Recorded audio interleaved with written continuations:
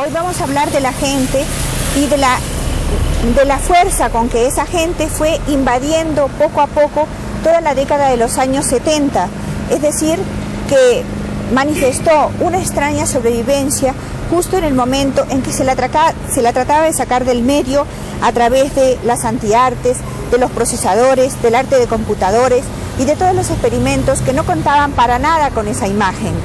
Nosotros en el programa pasado nos referimos al antihéroe pasivo y al antihéroe activo, pero en este yo quiero lisa y llanamente salir a la calle con ustedes. Salir a la calle porque realmente el personaje que vamos a presentar hoy es un personaje con pocos atractivos, es lo que podríamos llamar el hombre del común. Nosotros estamos haciendo lo mismo que hicieron los postimpresionistas y los naturalistas a fines del siglo XIX, cuando salieron a la calle al darse cuenta que ya no se podía seguir con todas las convenciones establecidas anteriormente. Este hombre del común no tiene una actividad importante, es simplemente alguien que está ahí. Podríamos decir con bastante justeza que opera por presencia. Los norteamericanos tienen una particular vocación para ocuparse de la gente común y corriente. Lo hacen de distinto modo. Milton Avery, artista entre 1893 y 1965, hace nadadores y bañistas. Richard Devenport, también en Estados Unidos, niña mirando el paisaje, lo pinta en 1957. Philip Perlstein, de Estados Unidos, Dos desnudos, 1964. Fairfield Porter, también de Estados Unidos, el porche, la sala, en 1964, y las gentes, como ustedes ven, completamente tranquilas y casi diríamos anodinas.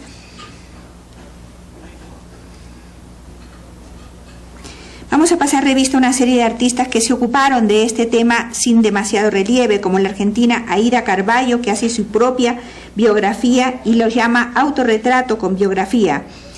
El uruguayo Eduardo Fornazzari pinta también en la playa a una criatura del común. El norteamericano Jack Bill pinta en 1972 un desnudo que tiene cierta luz y relieve especial, pero que está conversando tranquilamente con otra figura. Ana María Macei, en Venezuela, nos coloca a un hombre subiendo sincrónicamente una escalera, una especie de repetición de la imagen. Saturnino Ramírez, de Colombia, se va a ocupar de las gentes en los billares, que son, como ustedes saben, lugares muy sórdidos y muy oscuros, mientras que Alice Neal, en Estados Unidos, trabaja con los hermanos Sawyer haciendo su fotografía en 1973. Alex Katz, en Estados Unidos, pinta unas figuras muy planas, pero verdaderamente faltas de atractivo con una auténtica deliberación. No tratan de ser ni llamativas ni brillantes. Oscar Mara hace lo mismo en la Argentina, de tal modo que los retratos de sus figuras son como los retratos de cualquiera de nosotros. Miramos a nuestro alrededor y ahí vemos las gentes. Herman Braun hace el retrato de Belikovic en 1978, él es peruano. Oscar Jaramillo, de Colombia, se va a ocupar de las gentes que realmente se encuentran en la calle y por consiguiente casi son anónimas, sin rostro. Mirna Báez coloca un desnudo frente a un espejo que a su vez es un paisaje imaginario, puertorriqueña, pinta esto en 1980, mientras que Antonio Seguí, en la Argentina, pone a una gente haciendo la limpieza también en 1980. Beatriz Blanco, venezolana, hace unas esculturas que significan simplemente figuras que corren o caminan por la calle, son las presencias en el sendero. Esas presencias tienen una animación casi corriente, cualquiera de nosotros podría ser. Jonathan Borowski, en cambio, en Estados Unidos, hace una instalación y amplía la figura toma un carácter ya mucho más fenomenal. El gigante de Jonathan Borowski nos conduce a otro de los campos donde podemos ver moverse eficazmente a la gente del común, que es el campo del humor. En 1967, una de las obras más importantes del colombiano Fernando Botero, La familia presidencial, va a ser aceptada por el Museo de Arte Moderno de Nueva York. Al introducir esta obra, Fernando Botero se religa con una serie de antecedentes que tienen este humor apacible. Por ejemplo, ciertas obras del Leonardo Rousseau, como El niño sobre las rocas, o las cerámicas que en 1927 hará Karl Walters. De manera que nosotros encontramos otra posibilidad para el hombre del común. expandirse, sentirse cómodo y aligerado a través de un humor que carece completamente de agresividad, y por eso lo hemos llamado el humor apacible. De la imagen de Borowski pasamos a la de Fernando Botero en La familia presidencial, su famosa obra donde el humor está completamente manifiesto. Esta obra de Botero nos coloca en otro registro, en el registro de ver las gentes comunes, pero verlas con un sentido crítico. Este es un detalle de La familia presidencial.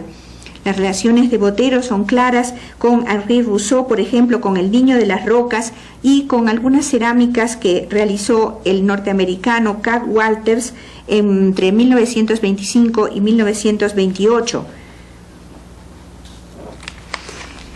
Fernando Botero crea verdaderamente un mundo fenomenal. Antes vieron La mujer de Rubens, ahora ven estas Madonas donde él mismo se coloca como el oferente y el pintor. Este mundo fenomenal alude a una cantidad de personajes que también son de la vida común y corriente, los poderosos, los militares, los que tienen el mando en un país, pero también las gentes del común, bañistas, por ejemplo, partes de un tríptico que pinta en 1975. Enrique Grau, también colombiano, en 1964 hace esta figura con paraguas que, vuelvo a repetir, es una figura que intenta ser más o menos corriente y que no llama la atención demasiado. Mientras que Félix Ángel, aludiendo en algo a la fenomenología de Botero, hace dibujos de caballos y jockey y dibujos de Cochise, un personaje nacional colombiano en bicicleta, también con sentido del humor. El mismo que reencontramos en el uruguayo Hermenegildo Sabat, que hace el retrato de Aníbal Troilo en 1973 y que se dedica al tango. Por supuesto, tiene que referirse a Gardel y lo llama Al Troesma con cariño, 1972. Hay un modo de rebajar la dignidad de las grandes figuras, que es lo que hace Carmen Aldunate en Chile, cuando se refiere a figuras del Renacimiento, pero las recorta y las trabaja como si fueran personajes corrientes. Larry Rivers hace algo similar en Estados Unidos, cuando llama a Napoleón el mayor homosexual en 1964. La tomadura de pelo de Jean Dubuffet en Francia es diferente. Jean Dubuffet trabaja con cantidades de figuras que prácticamente no permiten reconocer el motivo, pero que son figuras inventadas por él. 1964 es Lurlup, que se parece un poco a la articulación del salvadoreño Antonio García Ponce cuando pinta La vaca paseándose en el balcón en 1975. Sin embargo, las tensiones que el hombre del común debe soportar día a día, los presagios y los augurios de catástrofes, todo esto le hace perder también diariamente el sentido del humor. Encontramos entonces ese hombre potencialmente amenazado sin cesar, y eso se traduce también en las artes plásticas, en lenguajes elusivos, donde esas amenazas potenciales se manifiestan a través de un cierto movimiento del cuadro, movimiento que podríamos llamar una corriente de zozobra que pasa por la obra. El escritor Franz Kafka le decía a su amiga Felice en una de sus cartas que si no se hubiera echado entre las bestias, entre los animales, si se trataba de un sueño, que quizás no habría podido resistir el terror de la postura vertical. Lo que él llama la postura vertical es la postura del hombre corriente, del hombre de todos nosotros, pero esa postura vertical es también la postura expuesta y que lo deja por consiguiente en una grave indefensión. Es a través de esa indefensión que se va a manifestar en sus movimientos, en su vida, en sus circunstancias, en su conducta, que se va a manifestar la zozobra, y esto es lo que va a alterar también medianamente la superficie de las obras. Hay que hablar de los argentinos también en este sentido. Carlos Gorriarena en Argentina hace varias obras que tienen una fuerte violencia, pero que esta violencia la aplican a situaciones que transcurren todos los días, que pasan todos los días en nuestra vida. Carlos Gorriarena, pues, está ocupándose de la lucha cotidiana por sobrevivir, pero sin un sentido demasiado trágico.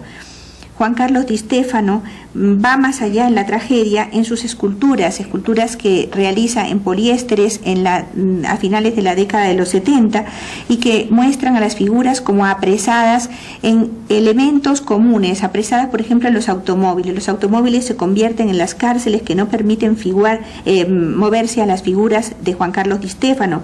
Los automóviles son verdaderamente cárceles. Hay en esto desde luego un trasfase, un traslado simbólico, pero lo interesante es cómo usa los dos elementos, figuras, desnudos y automóviles. Raúl Alonso, también en la Argentina, en 1975, envuelve las figuras, es decir, les da cierto aire dramático al cerrarla, otra idea del encierro, de la clausura.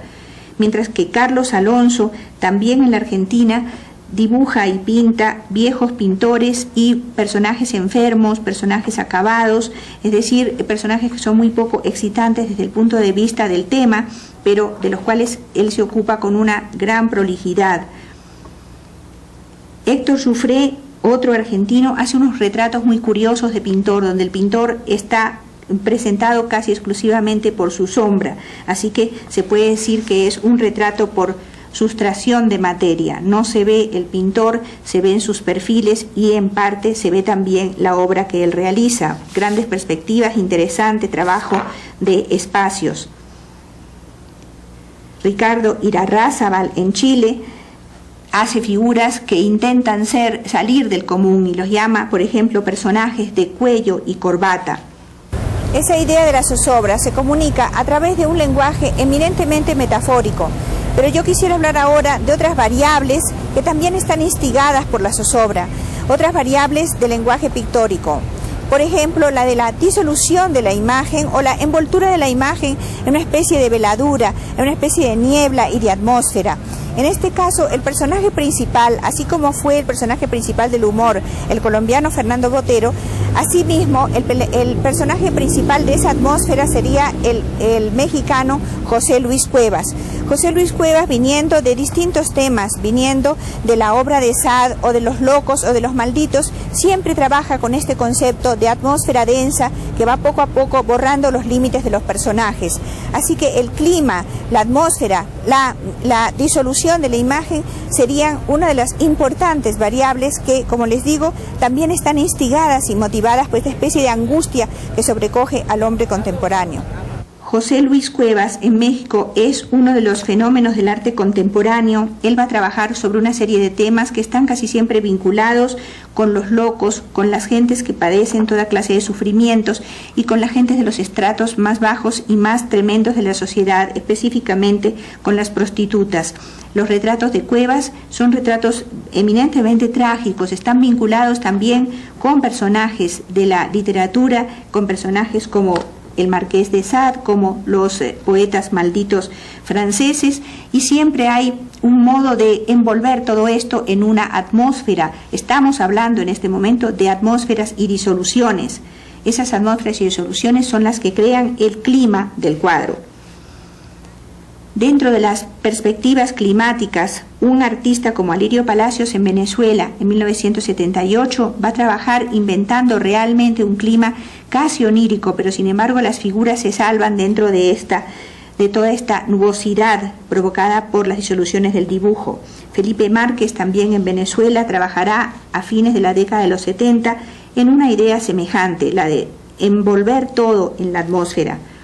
Es la misma actitud de otra dibujante y grabadora importante, Gabriela Morawes, que podríamos incluirla en este grupo venezolano, y ella misma llama a esta obra Insistir en la atmósfera.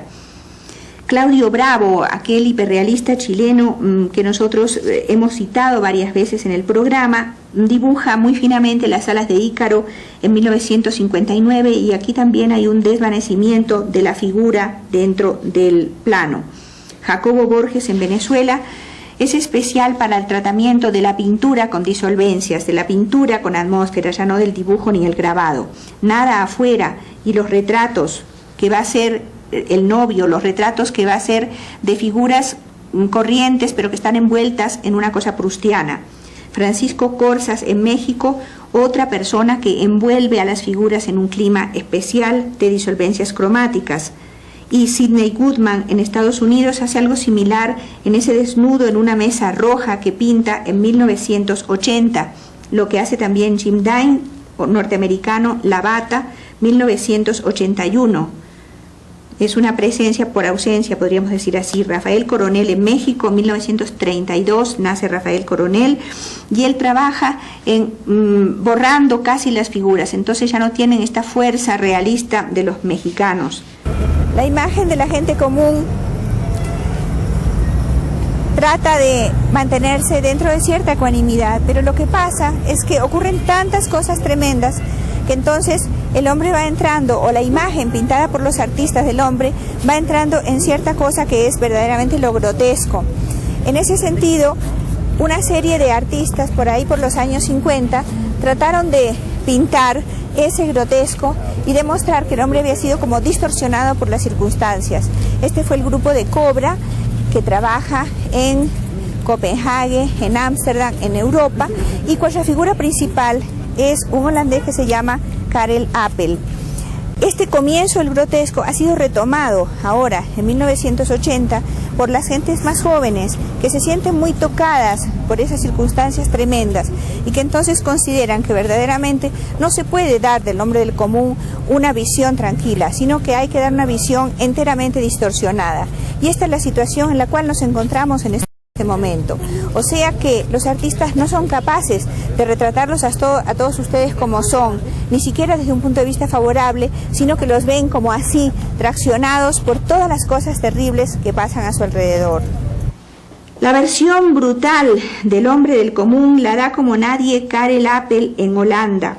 En 1962 el hombre se vuelve una especie de monigote. El trompetista es algo parecido a un muñeco grotesco. Pero muchas gentes hacen esta misma traslado de lo simple a lo grotesco, como Carmen Millán en Venezuela. Ella nace en 1920. Red Grooms en Estados Unidos es quizás el más conocido de los artistas grotescos porque definitivamente el hombre es muñeco. Es muñeco y muñeco de papier-mâché, algo parecido a lo que hace Clara Inés Ángel en Colombia en 1981, que llega un clima de carnaval y serpentina muy grotesco y violento.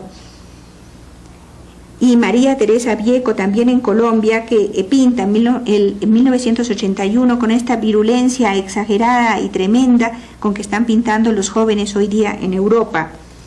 Por ejemplo, los italianos, entre ellos Sandro Chia es uno de los más conocidos, en el 81 se convierten en los feroces europeos, como Julian Schnabel. La ronda nocturna de Julian Schnabel, alemán, es de 1982 y ustedes ven la enorme confusión que se produce en el cuadro y el modo de acercamiento del cuadro a los monigotes que pintan los niños, como James Chatelain, 1976 es esta obra.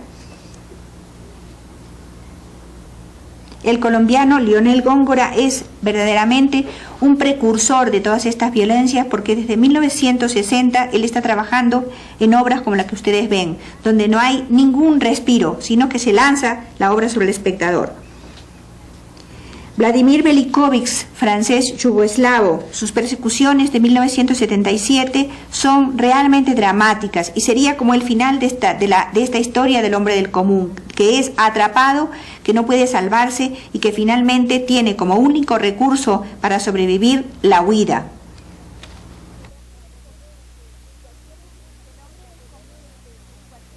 Que el hombre del común en cualquier momento y cuando menos lo espera puede ser atacado en su integridad, puede ser perseguido por las furias, lo prueba la obra de uno de los artistas más interesantes de hoy día en Francia. Es el yugoslavo francés Vladimir Velikovich. Sus personajes corren, pero no pueden de todas maneras salvarse. Siempre finalmente son atrapados justamente por estar en aquella posición vertical que tanto temía Franz Kafka. Con la imagen de ese hombre atrapado terminamos este programa, donde de todas maneras lo que se ha probado es que la figura humana sigue siendo irreemplazable.